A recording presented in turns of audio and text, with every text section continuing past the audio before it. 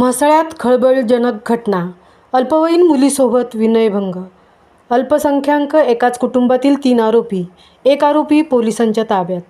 म्हसळा तालुक्यातील मेंदडी येथील घरकाम करणाऱ्या अल्पवयीन मुलीने दिलेल्या फिर्यादीवरून म्हसळा पोलिसांनी 3 अल्पसंख्याक समाजातील आरोपींविरुद्ध गुन्हा रजिस्टर नंबर 59/2024 भारतीय दंडविधान कलम 376 जे 376 एन 354 अ 506 सह पोस्को कायदा कलम 468-12 सह प्रमाणे म्हसळा पोलिसांनी एकाच कुटुंबातील 3 आरोपींवर गुन्हा नोंदवला आहे.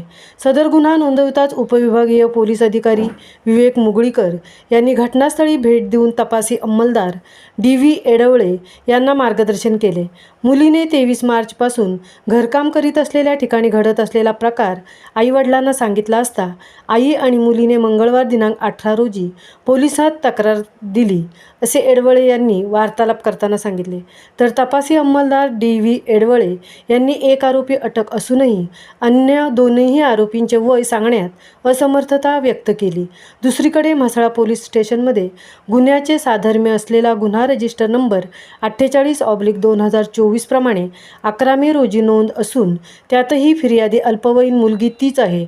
येथेही आरोपी मात्र एकाच म्हणजे कोळी समाजाचे आहेत. ते 4 जण अटकेत आहेत.